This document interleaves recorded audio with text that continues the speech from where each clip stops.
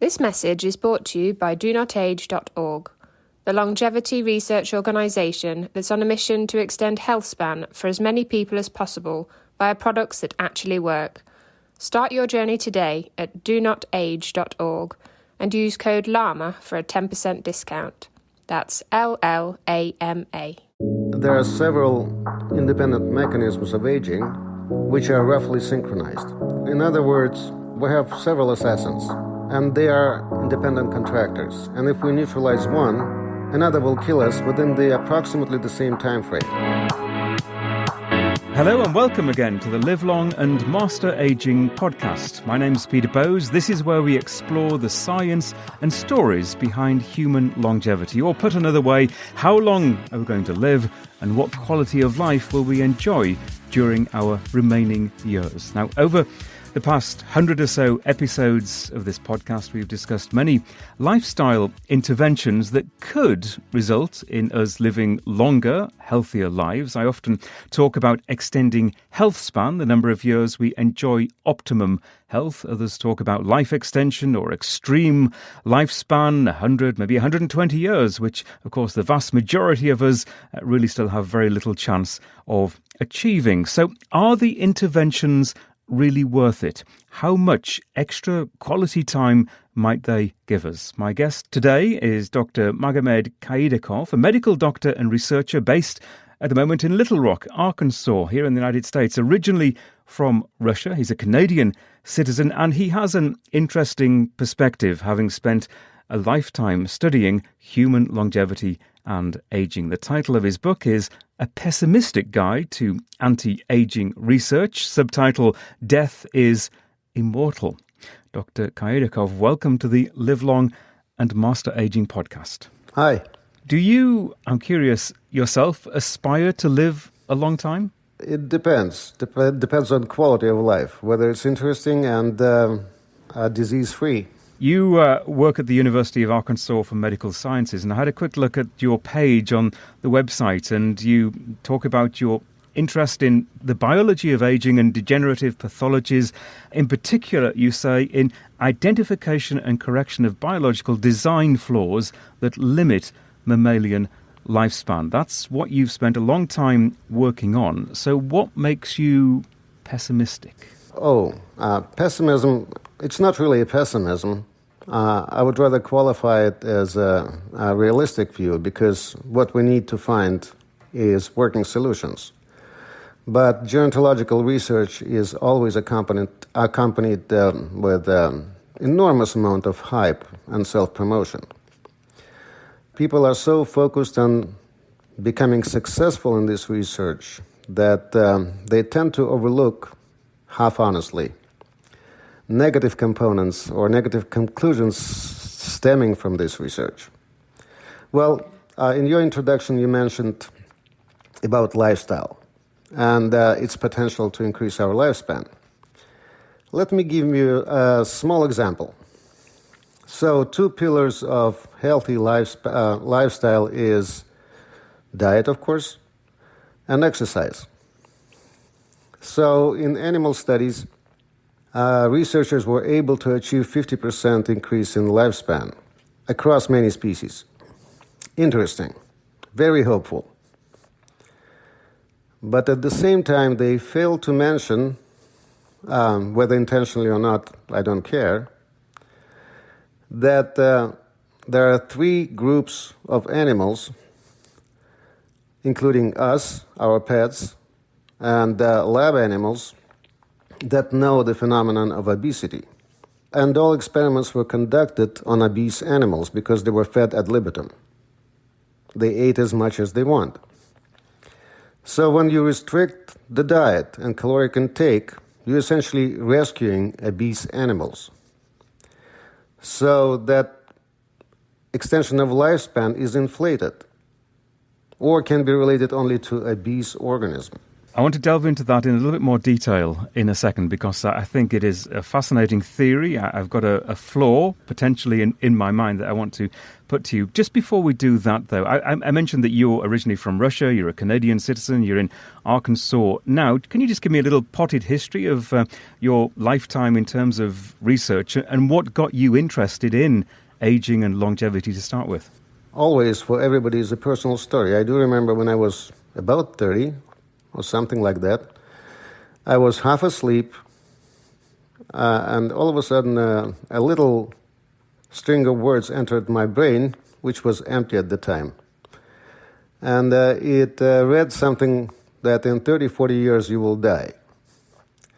Being half asleep, I didn't comprehend it completely, but then my body comprehended it, and my entire body contracted violently. I don't know why. Aging interests me as a phenomenon, and of course as a personal affair. It's everybody's personal affair. As far as my career goes, I graduated from First Medical Institute in Moscow and immediately went into research.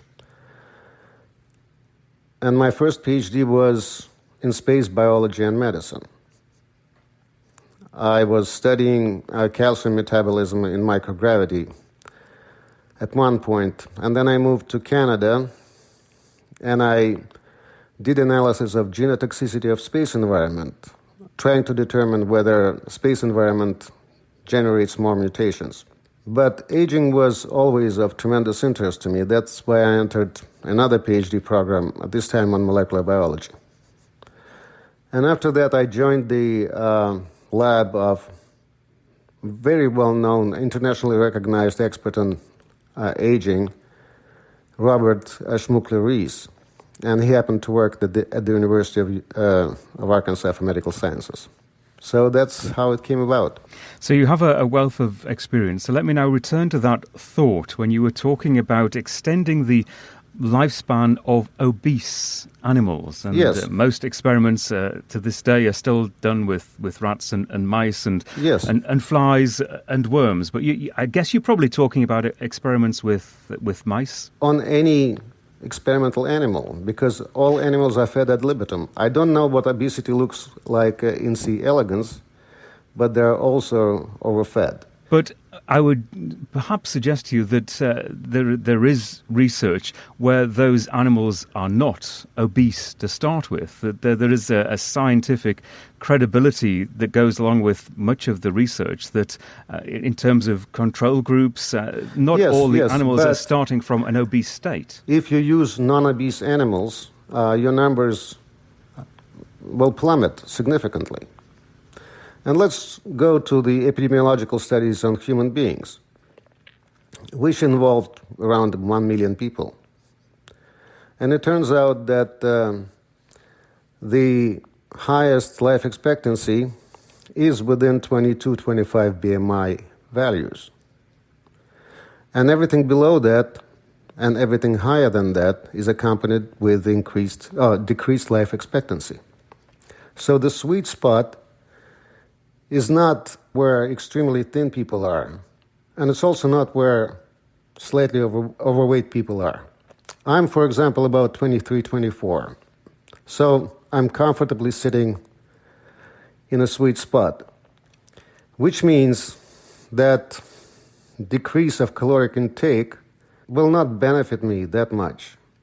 So decrease of caloric intake will benefit human being proportionally to his BMI index, inversely proportionally to his BMI index. But there is some evidence, isn't there, and I think you've alluded to it, that caloric restriction of all of the interventions is probably the most effective in terms of giving, whether it's rats and mice or human beings, some extra years. True, but the number of these years is not that terribly significant. And it amounts to no more than 10 years with diet and exercise combined. Yes, it's a big benefit, relatively, but it stays within design limits of the structure that we call our bodies. And benefit from that perspective, not that big. So let me make the distinction, which I did in the introduction and I often do, between lifespan and health span. Now, we're referring in the conversation so far to lifespan, the number of years we actually, or mice and rats or flies or worms actually live. I think the focus, certainly my focus, is on health span, the number of healthy years that we have when we can live active lives, involved lives, do things, enjoy life, enjoy each other. And a lot of the interventions that we talk about, including caloric restriction, can extend those healthy years, as opposed to perhaps the vast majority of the human population who will end up with those final years not being particularly healthy and not particularly enjoyable. I agree with you. So I would double the number of years. So healthy lifestyle, including diet and exercise, would increase your health span, presumably, by 2 decades.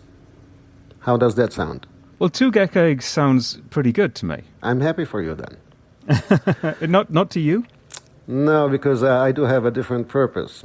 At least, I don't find it extremely interesting, because we are simply scraping for additional months and few years using behavior modification technique. I'm interested in breaking the ceiling, in correcting design flaws you referred to. And there are many, because longevity is a foster child of science. Not science, nature. It never was a priority for nature. So it's a sort of a byproduct. So the mechanisms that are driving our aging are based on those little engineering design flaws that are still lingering in our bodies, to some degree.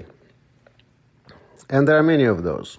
I can identify at least 3 design flaws, which, if they are corrected, maybe will give us a chance to very significantly extend our lifespan, move our ceiling much, much, much higher, regardless of our behavioral patterns. Do you want to tell us what those 3 design flaws are? Well, before I go into this, we need to address the current state of gerontology, or address our understanding of the aging process. And my understanding of the aging process is that there are several independent mechanisms of aging which are roughly synchronized. In other words, we have several assassins, and they are independent contractors. And if we neutralize one, another will kill us within approximately the same time frame. And let's say we're addressing telomeres as a panacea from aging. It's not going to work. There are other assassins in line. Let's say we address mutations in nuclear DNA or mitochondrial DNA. Still, it's not enough, because there is an epigenetic factor that will kill us nonetheless. So essentially, our strategy should be such, if we seriously intend to get any kind of practical output from our gerontological efforts, we need simultaneously address all the major killers. I'm not talking about diseases, I'm talking about mechanisms. So as far as design flaws are concerned, one of them first is mitochondrial DNA. From engineering perspective, it's ridiculous to leave genetic material in a harmful environment. And as long as it's there, or as long as it's not modified somehow to prevent accumulation of mutations, because they accumulate in mitochondrial DNA 10 times faster than in nuclear DNA, we cannot solve the problem of relatively rapid deterioration of our brain and our skeletal muscles, because these are non-dividing, non-renewable tissues. Then again, one of the flaws is accumulation of mutations in DNA. But even if we solve it, well, right now it's kind of irrelevant to aging because we have several assassins. So question of mutations should be addressed in conjunction with, for example, telomeres. Because can you imagine we solve the problem of mutations, and yet telomeres will kill us at specified time. So accumulation of mutations at present level become a liability and design flaw if simultaneously we solve the problem of telomeres, and vice versa. Same goes to epigenetics and mutations, epigenetics and telomeres. All kinds of relationships are linked to each other. So if we solve the problem of mutations, telomeres become a liability and design flaw. So that's my very rough understanding of this process. Yeah, that's interesting. So mitochondrial science, telomere science, all important. And we've talked about and we've emphasized lifespan, how long we are going to live. But what about let's say, the societal benefits of simply being healthy or healthier as we grow older? And much of this research, I'm sure much of your research and some of the issues that you pinpoint, if we were better able to get through life, if some of those flaws were worked on and we could find solutions, that we were healthier at 40, 50, 60, 70, we would all benefit. That surely is worth it. Surely, but it's a very minimalistic approach. A very practical, prudent, almost Scroogey kind of approach. Let's keep a small bird which is in our hands instead of chasing the one that is flying so very high. But what's Scroogey about aspiring for better health as we grow older? No, I do not disagree, God forbid. I'm just saying that it's not interesting to me because that problem is already solved. There are solutions to this problem. So it's your personal decision whether you have healthy lifespan, and you can be assured, barring accidents like cancer or something like that, that you will extract from your behavior additional 10 years. But it's not a scientific problem. It's a social problem. It's a problem of self-discipline. It's a problem of promotion of a healthy lifestyle. But it's not a scientific problem. I don't care for it, being myself. You're saying science has no role in the everyday health of society? No. Of course, when some dignified-looking, very respected gerontologist will come and address big crowds saying, people, please behave, eat less and exercise, maybe it will help to some degree, but it's not a scientific problem. It's not an academic problem. It's not a research problem, because we know the answers already. Do you live your life in a certain way so as to maintain good health, or do you not think about it? Well, it turns out that I have good genetics. I never refrained from anything, and no, I don't have self-discipline. And if we were in a confession booth, I would say, Father, I have sinned, and I'm still smoking, and all these kind of things. So no, I do not follow advice of the wise. As a longevity researcher, you are still smoking? Life is full of paradoxes. I'm living a certain lifestyle without choosing. I simply do not understand the calculating approach to your lifestyle. It just happens. Because I lived in Russia where everybody smoked and everybody had a certain lifestyle. I developed certain slightly ossified habits. And so far, they didn't harm me greatly. So I have no subconscious reason to really desire to get rid of them. So what is your view of the, let's call it the business of longevity, the industry around longevity that we see today, the myriad diets, the keto diets, the fasting or the fasting mimicking diets that I've talked a lot about, the different exercise regimes that, and especially at this time of the year, the beginning of the year, that people are pounded with information and make a short-term change in their lifestyle and then perhaps go back to how they were a few months ago. What do you think about the business that surrounds all of that? I think it's disgusting. I don't like it because it's driven by greed, essentially. Because recipes of healthy life has been around, validated for about 2,000 years. From Cicero and Galen to Luigi Cornaro to later day people who proved by their own lives that simple moderation is sufficient to extend your lifespan dramatically. So essentially, don't voluntarily put the gun to your scalp. And that's about it. There is nothing truly... The problem with the American public that they live by the principle you are worth it. They absolutely resist any kind of effort. So essentially they want to get some sort of pill and without any inconvenience lose extra pounds without exercising will, without forcing themselves. So it's purely psychological phenomenon that is exploited by those who create all those regimes, regimens, supplements, and so on and so forth.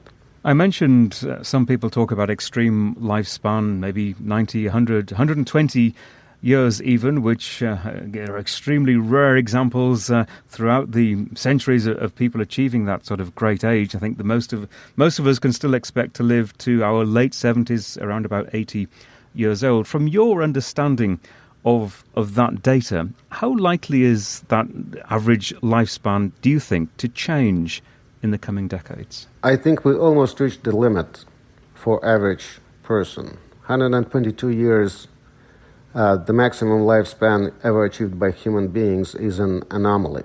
It indicates the most extreme limit for human lifespan considering our current organization, the ability of our organism to last. So that's why I'm interested in finding and correcting design flaws. No matter what you do, though, you and I most likely will die around 80, 85, depending on the country. And depending on the country being the quality of healthcare that we get in those later years. Yeah, because here in the United States it's extremely expensive. It's so expensive, in fact, that it leaves everybody else in the dust, although many of those everybody else have better health care and higher life expectancy, and not by small number, by 5 to 6 years. And do you think some of us who think a lot about aging and longevity would actually have a better quality of life as we grow older if we didn't spend as much time pondering and thinking and aspiring to reach a great age? And we'll continue this conversation in just a moment. Hey, quick question for you. Are you someone who wants to be fit, healthy, and happy? And what if I told you could get your dream body by simply just listening to a podcast? I'm Josh. And I'm KG, and we're the hosts of the Fit, Healthy, and Happy podcast. Listen, we get it. Fitness isn't easy. Carbs, no carbs. Just stop, okay? It doesn't have to be that complicated. And that's why we made this podcast. We get straight to the facts so you can become your best you. So the way to check us out is click the link in the show notes or search Fit, Healthy, and Happy podcast on any of the major podcast platforms. We'll see you soon. Well, that group of people can be qualified as slightly paranoid personality. Not everybody is like that. So I would prefer people to enjoy life without always thinking about death. You would agree that it's counterproductive. And maybe I'll suggest that a lot of people with that frame of mind are listening to this podcast. No, I just find it ridiculous because in the field of gerontology, especially with a very large pool of groupies who are half-informed and half-educated, many of those people have obsessive personalities. And they can be manipulated, but it's not healthy, it's not productive, really. So I do not understand all this. Normally, I do not think about death. How do you don't normally think about death. When you do think about death, is it something that scares you? Is it something that you look forward to, or you are neutral about, just knowing that it will happen? That's a very complicated question, because it has a range from practical to highly philosophical. So it's too open to answer. I do not think about death, but my attitude to death has changed over the years. I do not have a trepidation of the young organism against sudden discontinuity, and that you learn to accept that it will more or less inevitably happen. So my only hope and expectation that I will face it calmly, like Julius Caesar, for example, with certain dignity. So you've spent a lifetime studying this area, aging, longevity, yes. And in terms of longevity, based on the scientific knowledge that you've acquired over the years, your views must have changed quite considerably over those decades. Sure. But let's start from the beginning. Okay. We all have similar lifespan, but 1 century ago, our ancestors lived about 44 years on average. Do you feel any sense of gratitude? Do you feel any difference? No, you don't. I'm answering for you. Because for you it's a given. You just take it. But your attitude to your lifespan in terms of its duration is very passionate. You consider it's very low. Intolerably low, as a matter of fact. Now, if the lifespan of the entire humanity would change to 200 years, will anything change psychologically? It will be all the same. You will take it as a given and still consider this 200-year limit unacceptable. Always aspiring for more. Yes, because it belongs to everybody. It may sound offensive to you, but in order to appreciate extremely long lifespan, it should belong to a minor part of mankind. You should have neighbors that live twice half as long as you in order to appreciate your years. You need some sort of reference point that you truly live so much longer than people around you. So psychologically, extreme longevity can be appreciated if it belongs to few people. Otherwise, 500,000 years, what does it matter? Psychologically, it will all be the same. It's still not an eternity. You write in the book, towards the end of the book, that you are entering into the twilight of your life. True. Now, how old are you now? Do you mind me asking? Beatles. Will you still need me? Will you still feed me? When I'm 64. Beautiful age. But hardly the twilight. Well, in a second sonnet of Shakespeare, I think, the first sentence was that when something like twilight, judging from this sentence, started at 40. I don't remember exact wording, but the impression was that 40 is where the actual decline of your life begins. Now it's probably 70. I don't know. But it depends, because up until I was 60, I didn't feel any difference whatsoever. And I looked 30. And I reaped all the benefits of looking 30 being 60. But then some sort of slight, almost imperceptible change happened. And I realized that I'm entering a different phase of my life. And you also suggest in your book, in concluding your thoughts, that if you were to have your time again, that you may not have followed the same course of research, and you question whether you would engage in something less inherently useless than, you say, giving in to the terror of dying. If you had your time again, would you do something different? My life is driven by accidents. So I'm pretty sure that my new life would be driven by accidents too.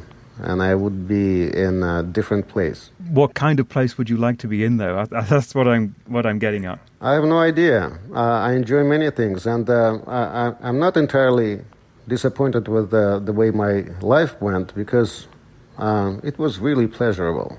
I had many friends. No, it was really pleasurable. I do have things to remember. And many other people don't, or they have to remember suffering, mostly. So I'm very fortunate. I'm one of the few who has no complaints whatsoever. So I'm wondering what your thoughts, or maybe even your advice, would be to young students of longevity today, young aging researchers getting into this field. There are many, many university degrees focused on longevity these days, different aspects of science. What would you say to those people? Well, first of all, importance of biology declined over the years. Actually, it declined dramatically in the last 10 years. From now on, biology will play a second fiddle to big data science and silica science, just for confirmation of ideas produced by artificial intelligence or whatever it is. So the answers to aging lie probably not entirely in biology now. And maybe even with the methods biology has, it cannot provide any answers. I'm not sure about that. Because we need far more complex vision of the aging process that any individual with a biological degree can master. We need to see it as an extremely complex phenomenon, and that attention or obsession with a single mechanism, single molecule, single intervention will get us nowhere. I'm very interested in the phenomenon of aging. I will continue working on it, and I will be doing experiments if and when I can. And in this context, I have a fundraiser right now on Facebook for some experiments aimed to delay aging-specific dementias, and it's related to mitochondria. So I'm raising the money, and as soon as I raise sufficient amount, I will conduct some experiments either in Russia or in Latin America, because in the United States it's extremely expensive. And that's it. Thank you for talking to us. It's been interesting, and in your book you explore all of this in considerable detail that we haven't had clearly time in the podcast to do, and I have it right here, A Pessimistic Guide to Anti-Aging Research, Death is Immortal. I recommend it to anyone listening to this podcast who may think on the surface that they actually disagree with you. There's a lot of stuff in there that I think will resonate with a lot of people, and I'm really grateful to you for talking to us about it. Okay, nice talking to you. Thank you so much. And if this interview hasn't maybe put you off the subject completely, please visit our website, lamapodcast.com, LLAMA podcast.com. You'll find there an index of all of our interviews to date, and you can have a listen and make up your own mind. You can also listen, rate and review us at Apple Podcasts or your podcasting platform of choice. Wherever you find us, stay healthy, and thanks for listening.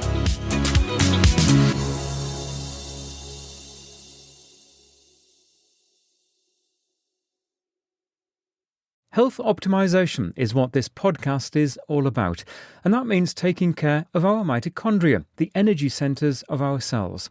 Physical strength, avoiding frailty is key, and that's why the science behind urolithin A and the work of Timeline Nutrition is so interesting. You can find out more and get a discount code at our website and in the show notes for this episode.